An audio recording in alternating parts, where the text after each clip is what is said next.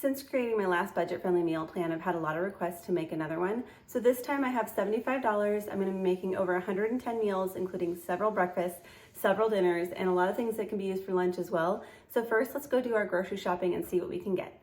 Here is my list. I actually have 2 full pages of lists today. So let's get started. I like to usually start with the eggs. So let's head over there. Okay, eggs are $1.49 today, so I'm gonna get 2. I need a half gallon of milk, so I'm gonna get 2% for $2 today. I normally get the non-fat Greek yogurt, but I'm just gonna get the whole milk Greek yogurt and hope that it works for all the recipes that I'm going to be doing. So let's grab one of those for $3.49 today. Then I'll get 1 cream cheese for $1.45. Next, I'll get a roll of pork sausage for $2.29. Then I'll be getting a kielbasa here for $2.99. Then 1 bag of flour. This is 5 pounds for $2.29. 1 container of baking powder for $1.55. I'll get this 64-ounce container, or bag really, of pinto beans. Then some light brown sugar for $1.85. Then I will get 3 bags of these shells, or actually I think I'll get the elbows for 29 cents each. 1 container of taco seasoning for 42 cents. A 3-pound package of white rice for $2.39. A package of Tostadas for $1.79. Then a pound of extra sharp cheese for $3.69. 1 container of sliced cheese for $1.49. And a jar of salsa, the medium salsa, for $2.19. They do have mild too, and they have some other options, but I'm just gonna go with this one for $2.19. 1 can of corn for 64 cents. Crushed tomatoes for $1.39. And we'll get some old-fashioned oats for $3.85. Lettuce for $1.97. A 3-pack of bell peppers for $2.15. Some green onions for 87 cents. And I'm looking at the apples now. I wanted to spend around $2.50, but I think I'm gonna go ahead and just get a giant bag of Gala apples. That's 3 pounds and they're 90 cents a pound or so. So let's grab one of those. And I'll get a few onions for 89 cents a pound. And a few Roma tomatoes for 88 cents a pound as well. I'll get 1 lime for 19 cents. A couple pounds of bananas for 45 cents a pound. I'll get some that are a little bit on the green side. A 5-pound bag of large baking potatoes. These are $3.99. And the 10-pound bag finally went up to $5.49. It was $4.04 for a while. So I'm just gonna get one of these 5-pound bags. Then I will get 1 container of garlic for $1.77. Then we'll get 2 cans of tomato sauce for 43 cents each. Then a container of chicken broth for $1.29. I am gonna get full sodium because I can always add water to reduce the sodium myself if it's too salty or anything like that. So we're getting more for our money rather than doing the reduced sodium in this case because I'm looking for a lot of flavor. So I'll just get the one for $1.29 today. Then I need 1 pound of unsalted butter for $3.34. Then 1 bag of broccoli for 97 cents. This is a 12-ounce container. Then I will get 2 of these rolls. They are 85-15 ground turkeys for $2.65 each. Okay, we have a pretty full cart. Let's go see what the total is. Here's everything that we're getting today. Our total is $73.57. This first breakfast idea can be doubled or tripled, and it can be made the night before, so it makes for a super easy breakfast the next morning. So first, I'm just going to take one banana and mash it. This is a great recipe for a banana that's overripe too, and you're not sure what to do with it. So just put that on the bottom of a casserole dish and top it with some oats. Then we're going to be adding some brown sugar. You can use as much or as little as you like with this. And if you don't have brown sugar, you can use honey instead. Then I'll add some milk and a little bit of Greek yogurt. Then I'm just going to mix that all together until it's mostly combined. I don't want to mix the banana on the bottom. So if you prefer, you can also mix this in a separate bowl and pour it over the mashed banana. That's totally up to you. Then I'll just cover it with plastic wrap and put it in the refrigerator, and it'll be ready the next morning to be topped with whatever kind of toppings that you like. I usually like to add something for a crunch, so I had some slivered almonds on hand and I added that, and also some of that banana. You can use some of the apples that you have on hand as well, or if you have any frozen berries, fresh berries, anything that you like in oatmeal, you could add to this. It's absolutely delicious. And if you have chia seeds on hand, that's another way to add a little bit more protein to this dish. I will mention that I normally do make this into separate jars, so it's a grab and go option. So you can grab some little 4-ounce jars, mix up individually all of the different measurements here, and it makes for a perfect breakfast in the morning if you want to just grab one and go. This next breakfast idea is a 3-ingredient bagel. I've made these a few times now, and I love just having them plain, but you could definitely add any kind of spin you like to this one. We're just going to add some flour and some baking powder, mix that really, really well in a bowl, and then top it with some Greek yogurt. Now you just want to make sure that the Greek yogurt is a nice thick type of Greek yogurt that doesn't have a lot of water in it, a lot of moisture. I've used both full fat and non-fat Greek yogurt, and they both worked great for this. Now I started by adding 1 cup of Greek yogurt and added about a half a cup at a time after that until the dough came together.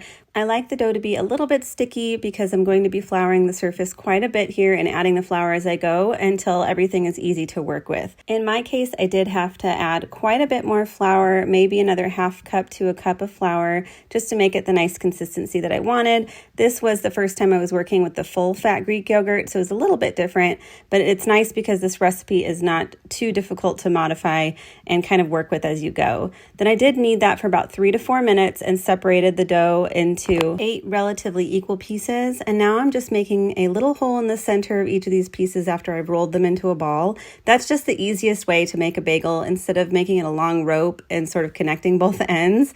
This way is a lot simpler, and you just sort of pull and stretch the ring to make a nice big hole in the middle, because the hole is going to close after you bake it. So just keep that in mind and give the bagels a lot of space here on the baking sheet. I'm just going to top it with water, but you can use an egg wash or some milk. I'm doing this with water just to make it even more budget friendly. And here's where you would add the toppings too. So if you want to add some everything bagel seasoning or some cheese, you can do it at this point. Then we'll bake it at 350 for about 22 to 25 minutes. After that, we'll kick up the heat to 400 degrees Fahrenheit and cook it for another 3 to 5 minutes until everything is nicely browned. You may have to turn the bagels to make sure they brown evenly, so just keep a close eye on it after about 20 minutes to make sure. Then we're going to take those out and let them rest for 20 minutes. You do not want to cut into these right away because they won't cook through all the way and they'll still be doughy. So be patient. I promise it will definitely be worth the wait. Now we did pick up some cream cheese, so you definitely can eat these bagels with the cream cheese, but I also recommend using some of these to make an egg and cheese sandwich because it's a great grab and go option. You can see inside here after, it looks really nice and fluffy. You'll be really surprised at how these taste. They really turned out great. So add your scrambled eggs, some cheese, cover it up. You can wrap it and freeze it too. It'll be a great grab and go option in the morning. Now we're going to go ahead and make just a regular oatmeal. If you've never made oatmeal before, it is super fast and super easy, and it's really easy to really modify this and make it absolutely delicious. I promise you can really add a ton of things to oatmeal to really zhuzh it up. So we're just going to boil some water, add some salt, very important, then add your oats and cook for about 5 minutes or so until nicely thickened. I like to add a ton of brown sugar. You can use honey or no sweetener if you like, some bananas or even the apples that we got too. This is going to be about 30 servings of breakfast, so definitely keep that in mind. This is going to last quite a while for a family of 4. Next, we're going to be making some brown sugar butter syrup, and this is so easy to make. It's likely that you won't want to have to buy any syrup at the store ever again unless you're looking for maple syrup. We're just going to dissolve dissolved brown sugar in some water, let that boil for a few minutes, then add some butter and let that melt. Then we just turn off the heat and set it aside, and that's it. You've got some homemade syrup. You won't have to buy it at the store ever again. It's just really surprising. We're going to use that syrup on some homemade pancakes here. Now, I did have to go through and make this recipe a couple times to perfect it. To a mixing bowl, I just added some flour, baking powder, brown sugar, and salt, and mixed that really, really well. That's the most important part here because you don't want a chunk of baking powder in your pancakes. Then you'll add some milk and melted butter and an egg. Now, the batter will look a little bit runny here, but don't worry, it is going to rise a little bit when you cook it, and you don't need to add any butter to your nonstick pan. It'll work perfectly fine without any butter because there is butter in the batter. So keep that in mind. If you want to save your butter, that's totally fine. Just add some of that syrup on top and you've got an absolutely delicious breakfast. Add some scrambled eggs on the side because you will have extra eggs. Next, we're going to be making these breakfast bowls or burritos. I'm just going to combine some milk and eggs and some seasonings in a bowl here. The seasonings are very important here. So if you have any garlic powder, onion powder, salt, anything fun that you'd like to add, do it here in the eggs because this is where most of the flavor is going to go. Then add some butter to a pan. Again, you don't need butter. You can use oil, you can use water, whatever you have on hand. Scramble those eggs.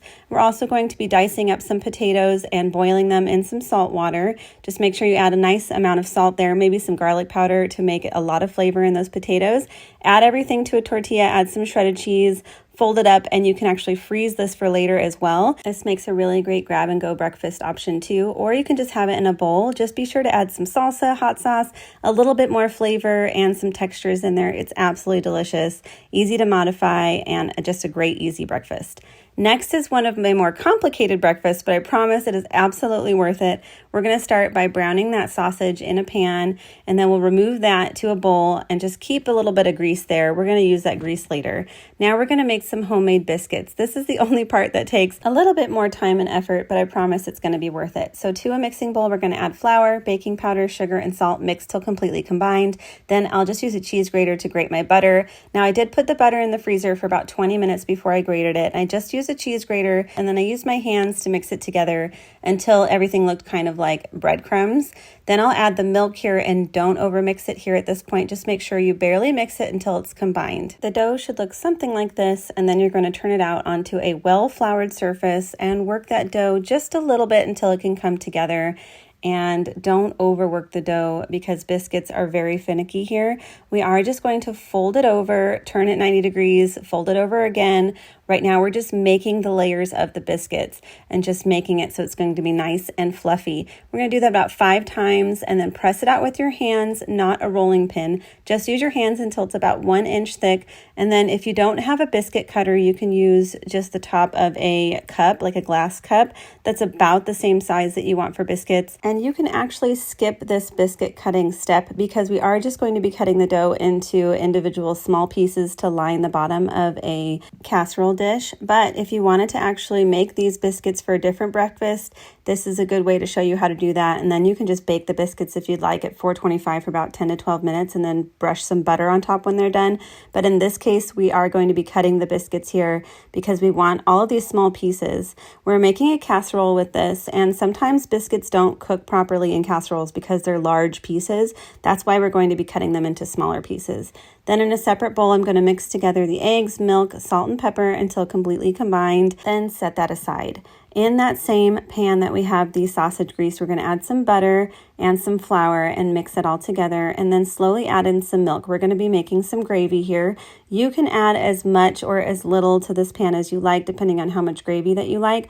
I used 4 tablespoons of butter and 4 tablespoons of flour and about 1.5 cups to 2 cups of milk here.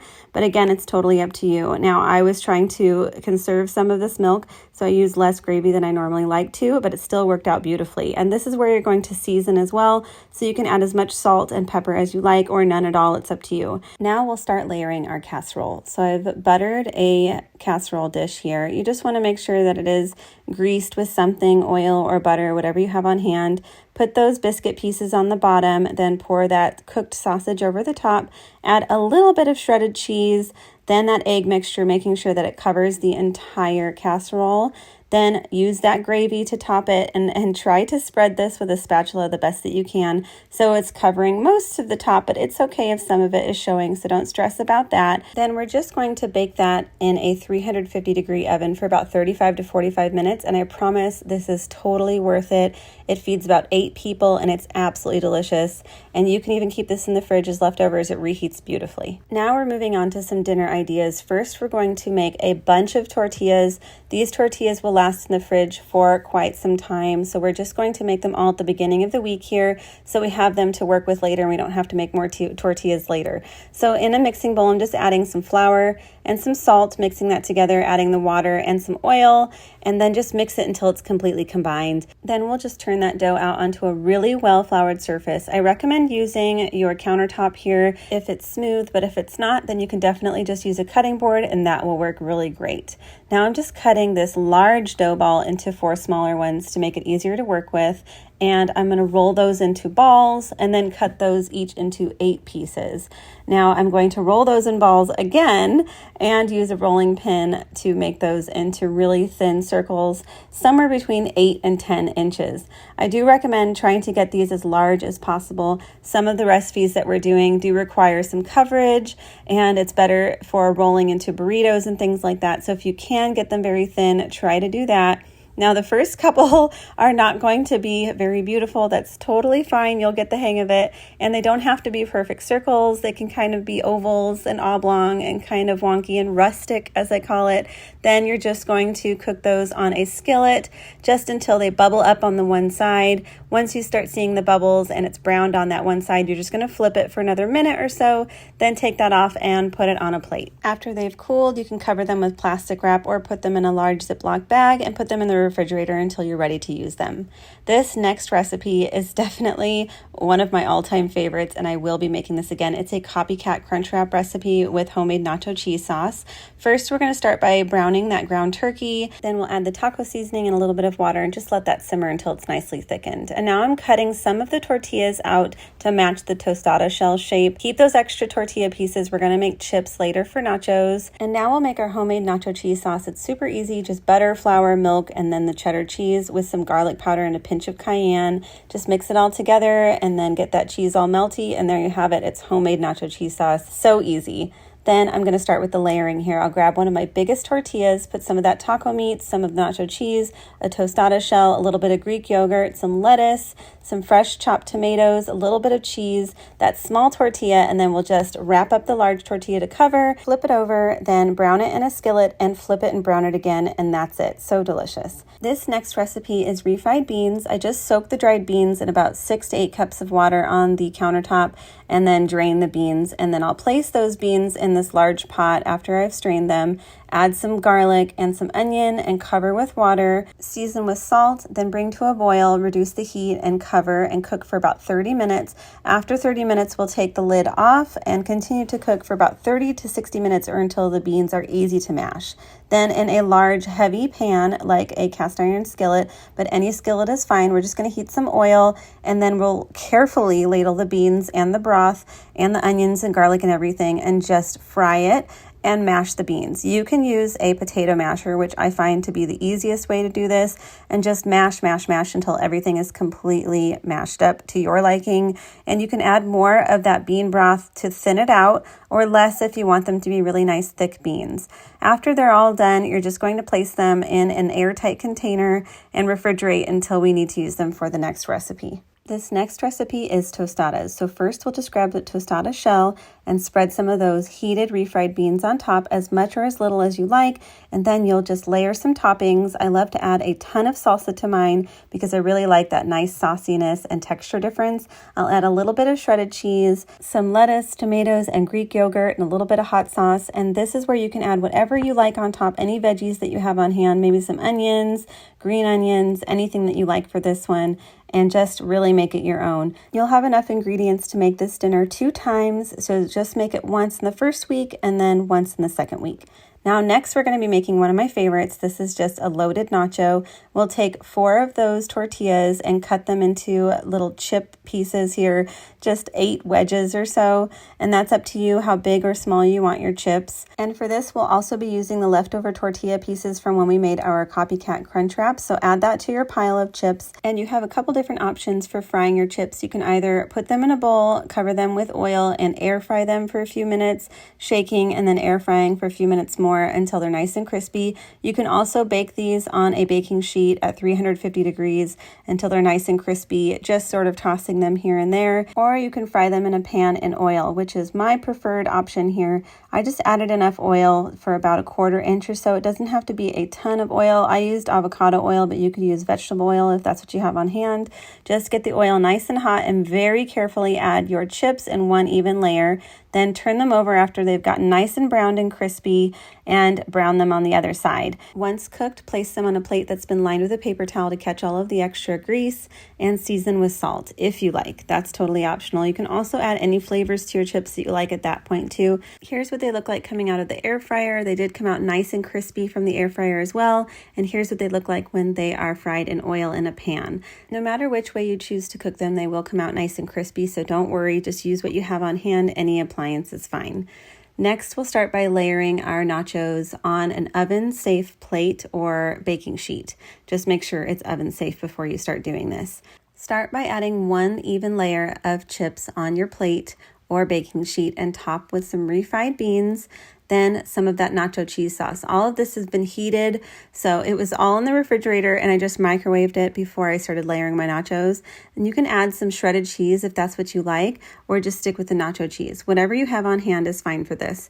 If you are using shredded cheese, just put this in the oven before you layer it again with some more chips and refried beans and cheese just to get it all melty, and then do the next layer and melt it again before you top it with any of your cold ingredients. I had a little bit of taco meat left on hand, so you can add that to this as well. If you just have the refried beans on hand at this point, that absolutely works just fine for this.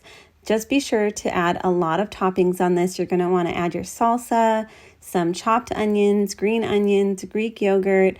If you have any avocado, you can add that on top too. The sky's the limit. You can really make this your own, and everybody gets to make their own dish here. So it's really fun and makes for a really easy dinner idea. Next, we're going to be making some chili beans. This is similar to a canned chili bean that you'd find at the store. It says pinto beans in chili sauce, so that's what we're going for with this one. Again, soak your dried beans for about 6 to 8 hours on the countertop.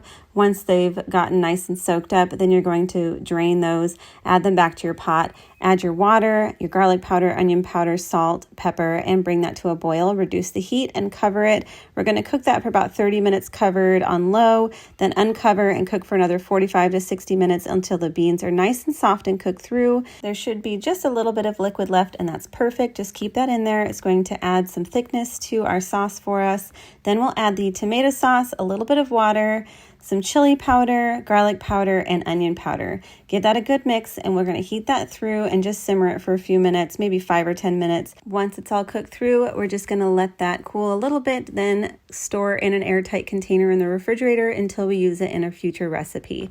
The first recipe I want to use these chili beans for is a really easy sheet pan quesadilla. You're going to love how fast this one comes together. First, I'll brown the turkey meat in a pan, and the secret to getting this one nice and crispy is to leave it in the pan till it gets crisp on one side and then flip it and continue to cook it as well, so you can get a nice crisp texture on the one side. Then we're going to add some onions and cook that until they're nice and soft and translucent. I'll add some taco seasoning and a little bit of water and let that simmer for about 5 to 10 minutes. And this taco seasoning I made myself, so I'll make sure to include that recipe for you. Or you could just pick up another packet of taco seasoning. It's up to you. Or you can use anything that you have on hand to season the meat. We're just going to use half of this taco meat for this recipe. We're just going to start by lining a baking sheet with 6 of the tortillas that we have, making sure there's no gaps. Then we'll top it with some shredded cheese, half of that taco meat, then top that with about 2 cups of those chili beans that I've heated up in the microwave. Then we'll top that with a can of corn that we've drained and top it with some shredded cheese. Then we'll top that with 2 tortillas just to make sure that it's nice and covered. Just make sure when you're putting all these layers in that you have a nice border, because we are going to be folding this up to go in the oven. Fold it all up, making some pleats, and top it with another baking sheet. Bake it at 425 for about 25 to 30 minutes until it's nice and crispy. Then cut it and serve it with some Greek yogurt and salsa or any toppings that you like on top. This one's so easy and so delicious. This next dinner idea is loaded fries. First, we're going to be starting by grabbing about 3 pounds of potatoes, washing, peeling, and then slicing the potatoes into fry shapes about 1/4 inch thick. I put them in a bowl and cover them with very hot water for about 10 minutes. After that, we'll strain that and set that aside. I'll cut some of the ingredients while I'm waiting. Don't forget, you can put those green onions in water to grow more green onions. Just leave them on your countertop near a window. It's amazing. They'll regrow within just a couple of days. After I've strained those fries, I'm going to pat them dry to make sure they're as dry as possible. The drier they are, the more crispy they'll get in the oven. Then I place them in a bowl and put some avocado oil all over. You can use vegetable oil, olive oil, any oil that you have on hand, and season with salt, pepper, onion powder, garlic powder, and give that a really nice toss until everything's nice and coated. Don't go light on the seasonings here. Make sure everything is really nice and coated and well seasoned. It makes a huge difference with this dish. This is where a lot of the flavor comes from. So make sure it's really nice and seasoned. Then I place these in one even layer on a couple of baking sheets that I've lined with parchment. I find that parchment works better for not sticking versus foil, but you can give either a try, or you can just put it directly on the baking sheet. Just maybe put a little bit of oil on the baking sheet if you don't have it lined with anything. Then about 25 minutes in, we're going to flip the fries and stir them up a little bit to make sure they get evenly browned on all sides, and bake for another 20 to 30 minutes, depending on how golden brown you want these fries. Then we'll start layering our fries so we can make them loaded. Start with 1 layer of fries, add some taco meat, some of those chili beans, and some of that shredded cheese. And again, make sure you use an oven-safe plate for this, or if you want an even easier option, you can just layer all of this on the baking sheet with the fries. It'll make it that much easier, and then you can just serve it from there. So that way everything is melting. You don't have to worry about using an oven-safe plate. You can just use the baking sheets you've already used for making the fries. And again, just do another layer, melt it, and then add all of your cold ingredients, green onions, fresh tomatoes, chopped onions, anything that you like. Absolutely delicious. This one is a real treat. Next, we're going to be making one of my favorites. This is a very easy pinto bean chili. First, make sure that you soak your beans overnight or 6 to 8 hours in water and strain them. Then in a large pot, you're going to add some oil and saute some onions and garlic. Then top with water or vegetable stock. I made a homemade vegetable stock using the scraps from our onions and tomatoes and just boiled it in water for 2 hours. After that, add your beans and your seasonings. We're going to be using chili powder, cumin, and a little bit of sugar to cut the acidity of the tomatoes. I'll give that a good mix. Then bring that to a boil, reduce the heat, cover, and simmer for about 30 minutes. Then I'll uncover it and continue cooking for about 60 minutes more until the beans are nice and cooked through and tender. Then add the diced bell peppers, canned tomatoes, and some salt and pepper to taste. Add as much or as little salt as you like. The salt is optional. There is some sodium in the crushed tomatoes, so keep that in mind. Taste it before you season it and then taste it again. I did have some fresh tomatoes on hand, so I added those as well. Then just serve with any toppings that you like, some chips, Greek yogurt, hot sauce, cheese, anything you like. Next, we'll be using some of that leftover chili to make a super easy chili mac for the next day to just really stretch this one out. So we'll just heat some of that leftover chili, about 4 cups or so, in a large pan. Then top that with the cooked macaroni noodles. We're just going to use 1 bag. That's about 7 ounces of macaroni noodles. Once that's all mixed up, we'll add some shredded cheese and just mix it up until it's nice and melty. And that's it. This one is so easy and so delicious and really stretches that meal. This next dinner is super easy. It's a sheet pan kielbasa, and we made some Spanish rice to go with. First, I preheated the oven to 400 degrees and lined some baking sheets, then added my sliced bell peppers and onions and some leftover broccoli, then just covered it in a little bit of avocado oil and a ton of seasonings. I used salt, pepper, dried oregano, dried parsley, garlic powder, onion powder, and paprika. Then gave that a really good mix with my hands and made sure it was really nicely coated and seasoned. Then I placed that in the oven for about 20 minutes. And meanwhile, I added about 1 tablespoon of oil to a pot over medium heat, added my rice, cooked, stirring frequently until it was nice and brown. That took about 5 minutes. Then I added some water or broth, whatever you have on hand, a little bit of cumin, some salt to taste, and some tomato sauce. Mix that up, Got that to a boil, reduced the heat, covered and simmered that for about 20 minutes until that rice was completely cooked through. Then just set that aside. After 20 minutes, I added the sliced kielbasa to this, gave it a nice mix, and then put it back in the oven for about 20 to 25 minutes until everything was really nicely cooked through and crispy. And oh my goodness, I hope this one knocks your socks off. It was so delicious. Just serve this on the side with that rice. It's just one of the easiest sheet pan meals I think I've ever tried. And the rice came out so nice and fluffy and flavorful. You are really going to love this dinner idea. This next dinner is a very simple beans and rice recipe that you can zhuzh up any way that you like. I just added some broth or water to a pan, added my rice, and then cooked that as directed on the package for about 20 minutes or so covered. Then I started working on my beans. I heated some oil in a large stock pot, added some onions and garlic, sauteed until everything was nice and soft and fragrant, then added some water or broth. I had a little chicken broth left over, so I added a little bit of that, then some seasonings and the beans. I used cumin, paprika, and some salt, then brought that to a boil, covered and simmered for about 90 minutes until everything was really nice and soft and cooked through, topped it on the rice, added some lime juice and some salsa. It was delicious. This last dinner idea is a bonus recipe depending on what you have on hand. So we have that macaroni, some milk, and some butter. So I just melted the butter in a large pan and added some garlic, sauteed that until fragrant, and then added the rest of the milk that I had on hand, which was about 2.5 cups, then added 2 more tablespoons of butter, melted that, then added the majority of the chicken stock that I had on hand, which was about 28 ounces. Then brought that to a simmer and added the uncooked noodles, cooked that for about 6 minutes as directed on the package, then added some grated Parmesan cheese. You could add cheddar cheese if that's what you have on hand. Just stir that up until melted and then let it set for about 5 minutes after that until it's nice and thickened. Serve it with any of the extra broccoli you have on hand, any cooked protein, anything that you like. Super easy and delicious dinner. I hope you found this meal plan helpful, and I hope you really enjoyed the recipes. If you try anything, please let me know down in the comments what you think. If you need any other budget meal plan ideas, check out some of my other videos. And thank you so much for watching today. I hope you have a wonderful day.